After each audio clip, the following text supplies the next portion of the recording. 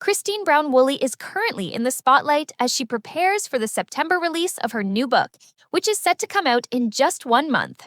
In the lead up to this release, much discussion has centered around Meri. It's unclear whether Meri feels bothered or supportive, but it's well known that her relationship with Christine has always been complex. As the first wife in the family, Meri held more authority and had a parenting style very different from Christine's.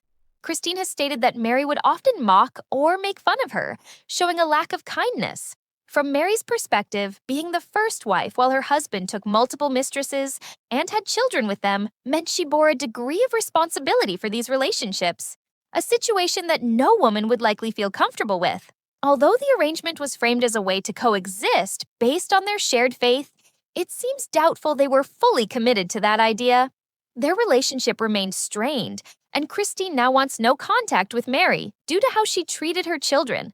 In Becoming Sister Wives, Christine briefly addressed how Meri became overly aggressive with some of her kids and made remarks or took actions that crossed a line. This led Christine to forbid Meri from interacting with her children in that manner ever again. Christine also lost trust in her entirely, insisting that Meri stay completely out of parenting her kids. Christine admitted it took a long time to even consider rebuilding a connection with Meri, but in truth, that never really happened. Some of the children have hinted at negative experiences involving Meri, yet Meri has largely ignored these claims. In polygamy, much like other cult-like structures, when a woman leaves, she often becomes the villain in the eyes of the group. Those who were once victims frequently become victimizers within the hierarchy. Women in such systems might mistreat other sister wives, their children, or even their own. It's a trickle-down pattern, and Meri appeared to be particularly strict and harsh with the children. Meri's treatment of the children has been publicly addressed by some of them. Peyton has spoken out about it. Maddie has outright labeled Meri as an abuser, and McKelty not only refuses to communicate with her, but also calls her an abuser. Peyton has claimed that Meri's abuse extended far beyond verbal mistreatment, suggesting that if certain details were revealed, the show would likely not even be on the air. It's worth noting that Peyton as a child was known to be quite aggressive, which may have led to clashes with Meri. Still, the central issue is that Meri has never directly confronted or addressed these accusations. Ever. Instead of tackling this elephant in the room, she has shifted focus to a project called Worthy Up. Recently, Meri has been vocal about how she isn't going to tell people how to live their lives or how to grieve. However, the premise of Worthy Up involves her teaching people how to be worthy, drawing from a blueprint similar to something Mel Robbins created. It's as though she's fully immersed herself in the Mel Robbins sphere, aiming to become a self-help guru. This stance has led some to view her statements as hypocritical. She claims not to tell people how to handle grief, yet her platform essentially does exactly that. However, in a series of videos she posted, Meri did appear to acknowledge her past behavior with the children. She reflected, "Who I am, why I am, and how I am. What do I want to change in my life to improve daily begins with understanding why I have certain personality traits. When I reflect on my past, my childhood, and even as an adult after marriage, I recognize that I was a very strict parent. Understanding the reasons behind this helps me avoid shaming myself. Not to say that bad behaviors are acceptable, but knowing the why makes a difference for me. This realization came through therapy. Therapy helped me truly understand myself as a person, and it made a real difference."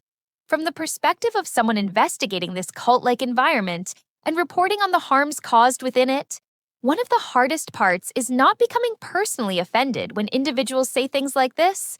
It raises the question, but what about the harm you caused? Through my investigations into such communities, I've observed a pattern. Members are conditioned to protect their public image, making their reputation a top priority. They're trained from a young age to present polygamy in a positive light and to sanitize reality, whether by gaslighting, deflecting, or minimizing events. In these types of cultures, there is a deeply ingrained belief that maintaining a positive public persona is essential. Reputation is everything, and members are expected to make polygamy appear favorable at all times. From a young age, they are conditioned to sanitize reality, using tactics like gaslighting, deflecting, or minimizing the truth.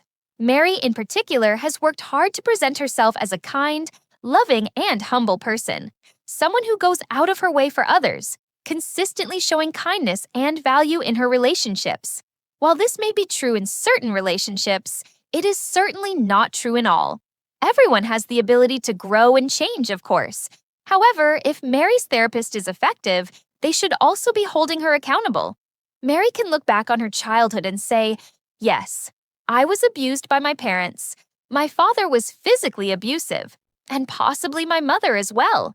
She can also point to her relationship with Cody, explaining that she was subjected to emotional, psychological, or even sexual harm. But regardless of these experiences, none of them justify her decision to become an abuser herself. Meri claims that understanding her past helps her avoid shaming herself. But to me, this sounds more like a coping mechanism, an attempt to avoid facing the full reality of what she's done. Accepting responsibility for harmful actions is never easy, and for some abusive parents, the pattern is to either deny what happened entirely, gaslight others into questioning their memories, or minimize the behavior by saying things like, I was abused worse than you as a child. But the truth in 2025 is clear. Choosing to abuse someone is always a choice, even for those who have been victims themselves. Choosing to harm children is a choice. Choosing to lash out physically or otherwise is a choice. A parent's own traumatic childhood does not justify passing that trauma onto their children. Their innocence should never be compromised by the harm an adult experienced in their own past. It's possible that Meri is feeling uneasy about what might appear in Christine's upcoming book. Lately, she has made repeated remarks along the lines of not wanting to tell others how to live their lives, how to grieve, or insisting that life isn't always positive. For example, Meri has said, I'm not going to tell a friend or family member to grieve their divorce or whatever grief they're going through in the same way I grieved mine. I'm not going to tell them to heal the way I healed or am healing because we are two different people. We do things differently. I know what's in my heart. I know my value system. And I know what I need to process my grief and move forward in healing, just as everyone else does. The process is unique for each person. It's not fair for me to impose my way on others, just as it's not fair for someone else to impose their grief or healing process on me simply because it worked for them. From my perspective as an investigative journalist and online commentator, neither Christine nor Meri has it all figured out. Neither can claim to have all the answers or dictate how others should live. In truth, both women use their platforms in similar ways. Christine aims to encourage and inspire, while Meri uses hers to promote Worthy Up. Their competition with each other continues to this day. Over the past year, Meri has regularly told people how to grieve, how to be worthy, how to heal, and how to think and behave in a way that's better. She aspires to be a motivational speaker and coach. But if she truly doesn't want to tell others how to grieve or navigate their journeys, then running Worthy Up contradicts that stance. If I'm being honest, there are ways to share insight and guidance without monetizing it. However, it's clear that both Meri and Christine feel an inherent pressure to generate income. They have a need to remain profitable, to use their platforms not only to express themselves, but to sustain their lifestyles. Meri and Christine both appear to have the same underlying challenge. They have bills to pay, responsibilities to meet, and a desire to show the world that they've changed and grown, proving they are more than just the roles they played on the show. I understand that motivation. However, some habits are hard to break, especially when you've been raised in a system that demands you have all the answers. They both came from a high-control environment where every aspect of life was dictated. What to watch, what to listen to, who to marry, how to behave, what to think, and even how to process experiences.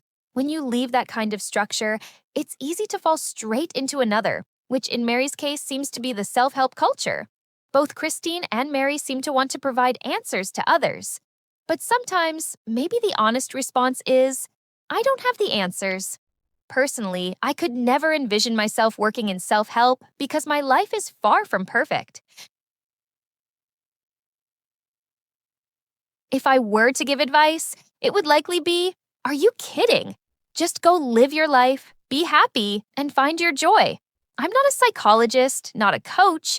I don't have all the answers. If you need help, go to therapy.